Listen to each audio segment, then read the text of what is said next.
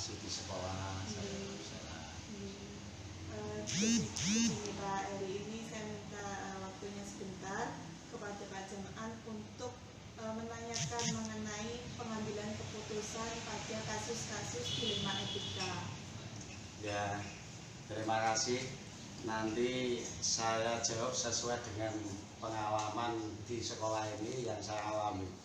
Jadi nanti apa yang ditanyakan, apa yang dimintai pendapat, ya saya jawab sesuai apa yang saya bisa. Ya, langsung saja nih Pak, untuk pertanyaan yang pertama, bagaimana Pak Jam'an dapat mengidentifikasi kasus-kasus yang merupakan dilema etika atau bujukan moral? Kasus-kasus dilema etika atau bujukan moral, saya mengidentifikasi gini Pak.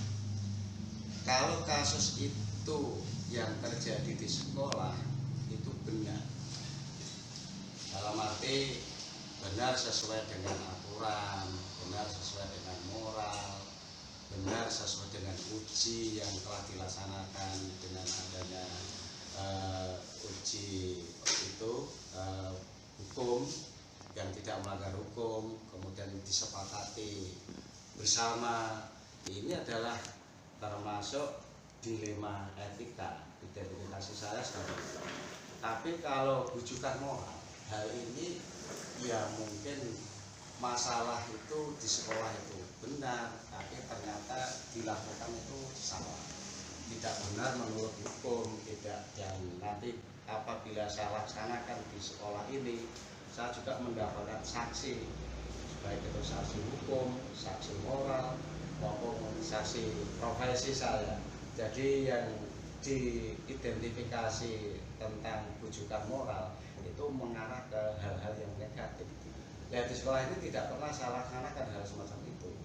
Yang saya laksanakan adalah dilema etika itu tadi, yang sesuai dengan hukum, sesuai dengan petunjuk profesi ataupun apa yang telah dilakukan kesepakatan bersama. Itu yang saya lakukan identifikasinya. Untuk selanjutnya, kemudian bagaimana Pak Jam'an dapat menjalankan pengambilan keputusan di sekolah itu, terutama untuk kasus-kasus di mana ada dua kepentingan yang sama-sama benar atau sama-sama mengandung nilai kebajikan?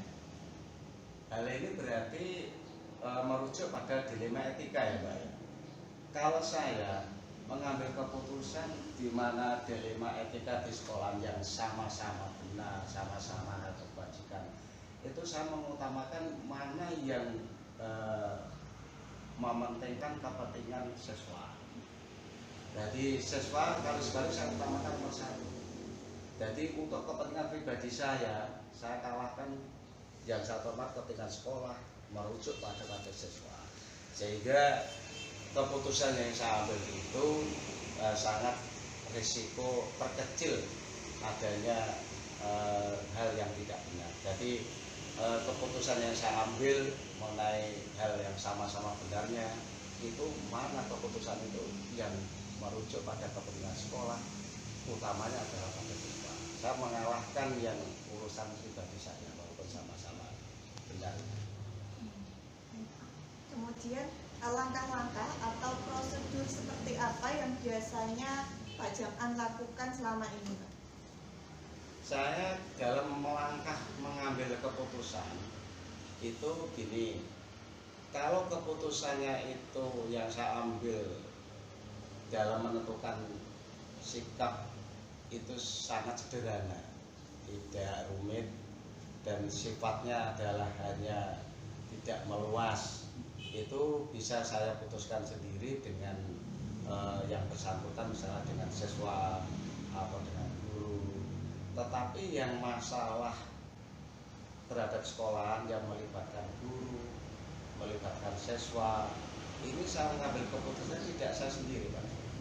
Saya melakukan koordinasi, melakukan komunikasi dengan guru, dengan komite, dengan wali murid. Ini sebagai contoh tindakan saya dalam mengambil keputusan semata-mata tidak saya sebagai kepala sekolah, tetapi mementingkan yaitu hasil dari musyawarah, di mana ide-ide yang muncul dari guru, dari wali murid atau dari komite itu mungkin bisa menentukan atau bisa memutuskan masalah itu lebih baik. Contohnya gini, ketika sekolah ini menentukan studi wisata, sebelumnya tujuan kemana, berapa biayanya, kemudian nanti bagaimana kegiatannya, itu juga saya tidak memutuskan saya sendiri. Saya mengundang guru kelas 6, kemudian semua guru saya libatkan. Wali murid pun saya undang, wali murid khusus wali murid kelas 6, karena ada kaitannya dengan dana.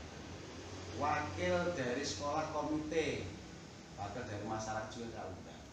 Di situ saya duduk bersama, kemudian berembuk bersama.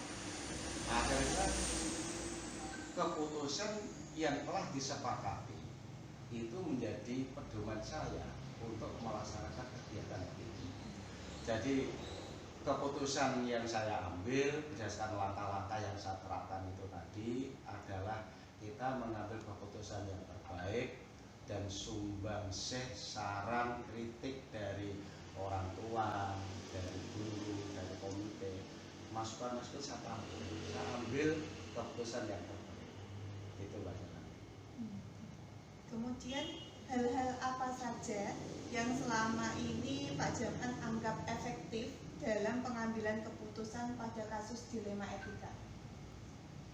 Hal-hal yang efektif di dalam menentukan kasus dilema etika yang saya terapkan yaitu tadi, bahwa saya tidak sepihak menentukannya. Saya melihat kasus, kalau kasusnya itu dilema etika hanya sifatnya ringan, langsung bisa saya buat suatu keputusan. Contoh yang ringan misalnya, ada masalah sekolah dengan masalah pribadi saya, tetap ini saya mengutamakan kepada sekolah. Itu kan urusan dengan pribadi saya. Saya harus mendekatkan kepentingan sekolah. Tapi kalau kasus yang melibatkan masyarakat, melibatkan orang banyak, ini perlu kan efeknya harus ada komunikasi. Saya harus musyawarah, dan itu perlu waktu khusus untuk bermusyawarah, diskusi, menyelesaikan masalah yang itu. Karena itu masalah sudah melebar antara individu sekolah, saya selaku pimpinan, dan juga masyarakat yang melibatkan orang banyak. Itu yang saya lakukan. Kemudian untuk menanggapi pengambilan keputusan itu, apakah ada tantangannya, Pak? Kalau tantangan itu pasti, Pak. Suatu keputusan atau kebijakan selaku pimpinan itu memang kalau sesuai dengan aturan hukum yang sudah ada, itu tidak menjadikan masalah. Tantangan juga ada.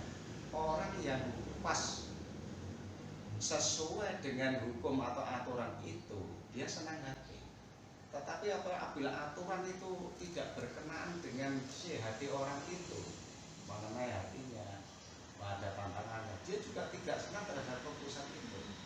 Tetapi senang dan tidaknya kalau sudah menjadi keputusan bersama, ya harus dilaksanakan.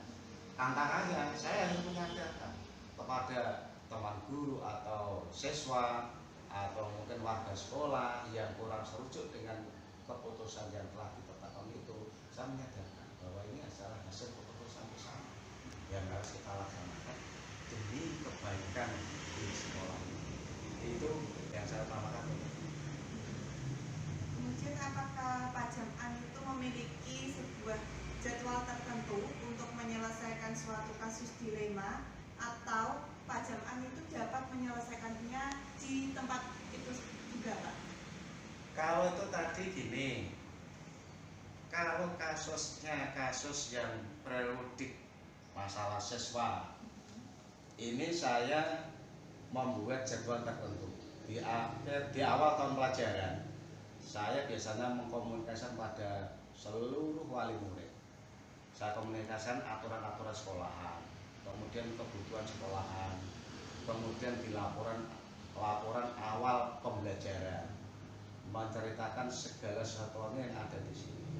Kemudian di penerimaan rapot, di semesteran juga itu saya jadwalkan. Saya harus komunikasi dengan wali murid masalah laporan pembelajaran putra putrinya di sekolah ini. Kemudian di akhir tahun kenaikan kelas juga gitu, saya jadwalkan seperti itu. Tetapi yang kasus yang ringan, yang tadi saya katakan, itu ya bisa saya selesaikan tidak pakai jadwal, menurut kondisi kebutuhan. Kalau memang kebutuhannya sudah teratasi, masalah sudah teratasi, tidak ada masalah, ada titik temu, serujuk dengan kekeluargaan, tidak melanggar hukum, ya sudah selesai, tidak pakai jadwal. Tapi yang masalah-masalah tadi yang dia punya jadwal pelaporan pendidikan, kemudian masalah yang ada kaitannya dengan masyarakat atau komite, itu saya jadwal secara produktif untuk dirembuk, dikoordinasikan bersama. Kemudian adakah seseorang atau faktor-faktor apa yang selama ini mempermudah atau membantu Pak Jam'an dalam pengambilan keputusan? Faktor yang bisa membantu atau memudahkan saya mengambil keputusan itu pertama, saya didukung dengan banyak guru. Semua warga yang di sekolah mendukung saya, memberikan masukan hal-hal yang positif, hal-hal yang baik untuk kepentingan siswa. Kemudian dari komite juga gitu, kalau ada masalah dia juga memberikan masukan yang positif demi kebaikan sekolahan, dan juga agar tidak ada masalah di belakang hari. Kemudian semua warga sekolah ya, kemudian dari atasan saya selaku kepala sekolah juga punya atasan juga itu sering memberi nasihat atau bimbingan saya dalam mengambil keputusan yang kaitannya dengan hukum. Nanti kita mengambil keputusan yang sesuai dengan aturan yang ada, tidak melanggar hukum. Tapi kalau memang sekolah ini sudah punya partner yang semacam itu, tidak saya gunakan, ya nanti saya juga repot sendiri, Pak. Dan alhamdulillah di SD 2 Mayang Lor ini sudah partner saya itu dengan guru semuanya adalah kondusif.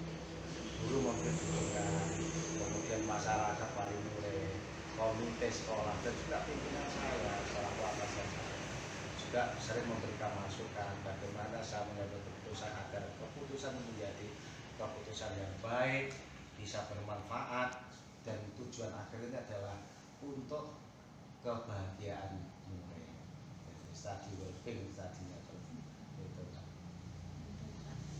Dari semua hal tadi yang sudah Bapak jelaskan, pembelajaran apa yang Pak Jam'an petik dari pengalaman Pak Jam'an dalam mengambil keputusan dilema etika? Kalau saya dari tadi pembelajaran yang bisa saya ambil untuk dilema etika, satu, masalah yang ada di sekolah, saya mengutamakan kepentingan sekolah, tidak mematikan kepentingan pribadi saya atau kepentingan pribadi guru. Jadi saya tekan lagi untuk kepentingan sekolah yang merujuk kepada siswa. Jadi siswa ini saya utamakan. Jadi keputusan saya adalah keputusan yang sangat menguntungkan siswa, yang berpihak kepada siswa. Kemudian dalam untuk menentukan ini semuanya, saya juga butuh bantuan sumbangsih pikirannya dari semua guru. Dukungan guru, dukungan dari tenaga kependidikan, dukungan dari wali murid juga, dukungan dari komite, dan dukungan juga dari siswa, terutama siswa adalah peserta didik. Ini mendukung keputusan saya, sehingga keputusan yang saya ambil itu bisa dilaksanakan dengan senang hati, tidak merasa tertekan, tidak merasa terpaksa keputusannya sepihak. Lah ini semua melancarkan keputusan saya sebagai mengambil kepemimpinan dalam mengambil keputusan dilaksanakan dengan senang hati. Semuanya melaksanakan dengan kesadaran hati. Hal ini nanti akan tercapainya suatu tujuan yang kita kehendaki itu, ya. Jadi yang penting itu koordinasi, semua pada dukungan, semua pihak, semua yang ada di warga sekolah mendukung dan selalu komunikasi. Akhirnya bisa tercapai tujuan. Terima kasih atas waktu yang diberikan pada saya untuk bertanya langsung kepada Pak Jam'an selaku Kepala Sekolah di SD Negeri 2 Mayonglor. Terima kasih atas pengalaman-pengalamannya dalam mengambil keputusan yang sudah disampaikan kepada saya. Semoga nanti saya dapat mengikuti jejaknya Pak Jam'an dalam mengambil keputusan.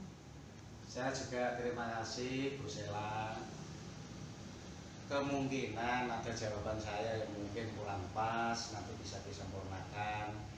Yang intinya saya itu bekerja tidak di semua warga sekolah untuk menciptakan sekolah yang kondusif itu di rumah dukungan itu tadi. Semuanya itu bisa jelaskan pada lebar. Kok masih ada kurangnya? Juga saya mohon maaf pada Bu Sela. Terima kasih Bu Sela. Terima kasih Pak. Saya mohon pamit dulu. Assalamualaikum warahmatullahi wabarakatuh. Waalaikumsalam warahmatullahi wabarakatuh.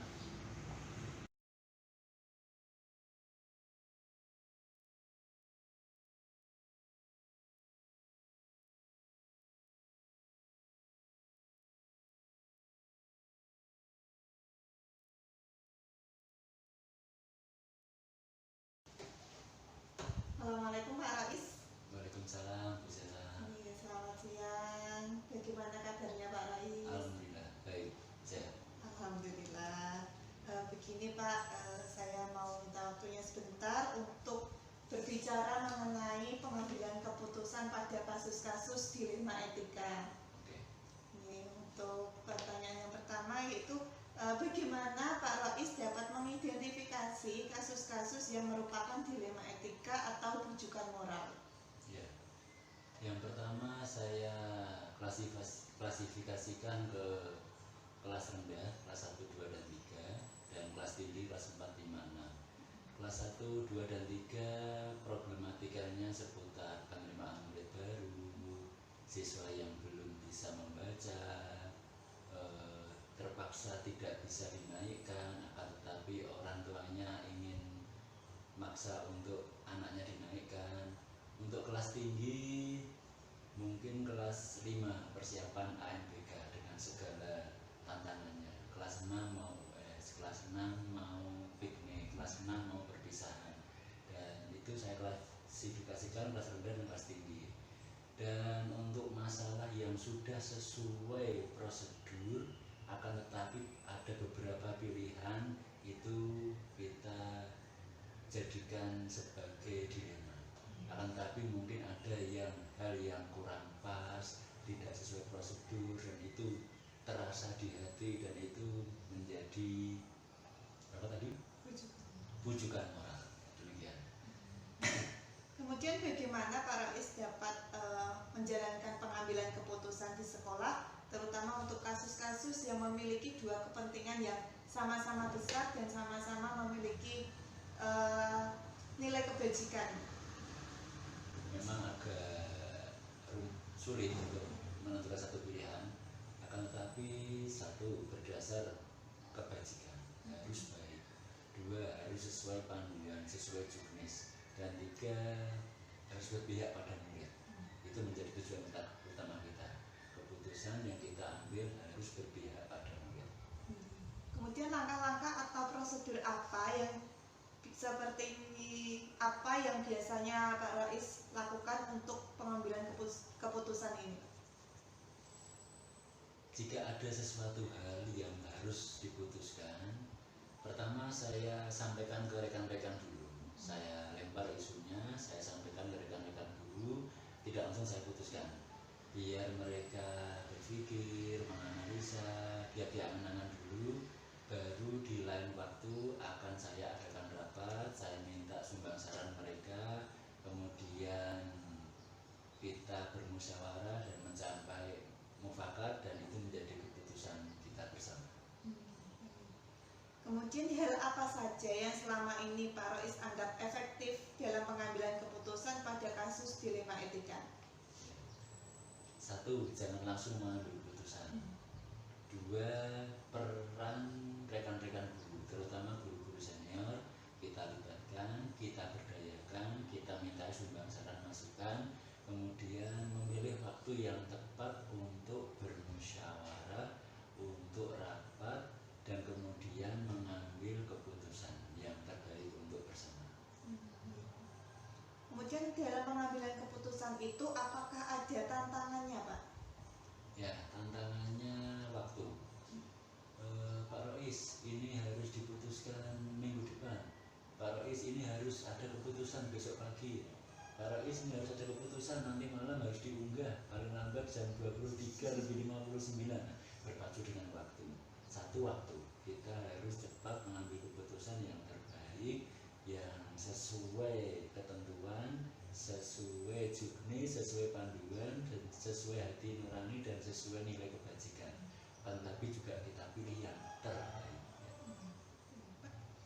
Kemudian apakah ada suatu jadwal tertentu dalam penyelesaian kasus dilema etika atau Pak Rois langsung menyelesaikan di tempat itu juga, Pak? Ya, ada waktunya. Sebulan sekali di akhir bulan kita rapat untuk menggali dilema-dilema, problematika, masalah-masalah yang harus kita selesaikan. Akhir bulan kita rapat untuk mengevaluasi kegiatan yang sudah jalan dan juga untuk merencanakan kegiatan di bulan depan. Sebulan sekali kita adakan rapat. Akan tetapi insidentil di saat-saat tertentu ada hal yang terjadi di luar perkiraan kita dan harus segera diselesaikan, harus diputuskan, itu pasti ada. Insidentil langsung kita selesaikan. Ya, Pak. Kemudian apakah ada seseorang atau faktor-faktor apa yang selama ini dapat mempermudah dan membantu Pak Rois dalam pengambilan keputusan? Ya, faktor guru. Betapa peran rekan-rekan guru ini sangat membantu saya. Mereka saya beri tugas mengajar sesuai tugas pokok masing-masing. Setelah itu saya memberikan mereka tugas tambahan. Ada yang jadi bendahara bos, ada yang jadi pengelola perpus, ada yang pengelola UKS dan lain sebagainya. Peran guru-guru itu sangat penting dan sangat saya berdayakan dan sangat membantu saya untuk mengambil keputusan. Dan insya Allah itu keputusan yang